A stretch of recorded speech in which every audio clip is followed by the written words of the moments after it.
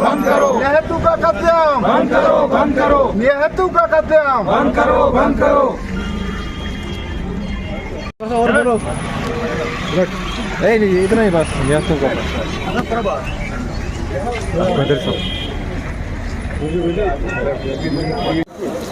आपको पता है कि जो कि आज तक मतलब हमारे कश्मीर में मतलब इनोसेंट किलिंग्स हो रही है, तो इसके लिए हमने मतलब आवाज़ उठाई है, क्योंकि इनोसेंट किलिंग्स जो है वो इंसानियत के ख़िलाफ़ है। मतलब हमारा इस्लाम इजाज़त नहीं देता है कि किसी बेकसूर को मारना है। पता नहीं कि कौन क्या करता है, तो इसकी हम मजम्मत करते हैं कि आइंदा नहीं होना चाहिए, क्योंकि सबों का मतलब हक ज़िंदगी को जीने का है। गरीब मजदूरी करने यहाँ आते हैं और अपने रोजी रोटी के लिए, अपने अयाल को पालने के लिए यहाँ मजदूरी करने आते हैं और अपना रोज़गार कमाते हैं। हम आए रोज़ यही देखते हैं, क्योंकि हर रोज़ किसी न किसी डिस्ट्रिक्ट में इनोसेंट किलिंग हो रही है। क्योंकि खून तो एक ही है, चाहे वो हिंदू हो, चाहे वो मुस्लिम हो, चाहे वो ईसाई हो, चाहे वो सिख हो, चाहे वो क्रिश्चियन हो।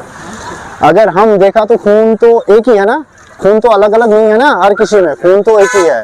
पर अभी कल जो अनंतनाग में ये जो इंसिडेंट हुआ है, क्योंकि दीपू भाई की जो वहाँ पे उनको किलिंग से मार दिया गया है, उनको ब्लड लगा हुआ है उनको, क्योंकि हम पूरी मजम्मत करते हैं इस चीज़ को।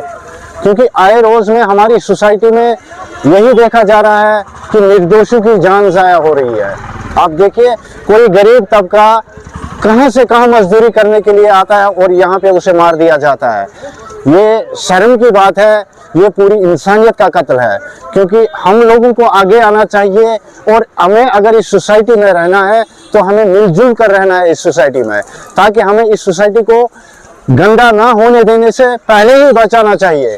क्योंकि कुछ बदनसीब लोग हैं, कुछ जो इस जम्मू कश्मीर में रखना डालने की कोशिश कर रहे हैं। क्योंकि इस जम्मू कश्मीर एक बाग है, जो इस बाग को उजाड़ना चाहते हैं, खराब करना चाहते हैं।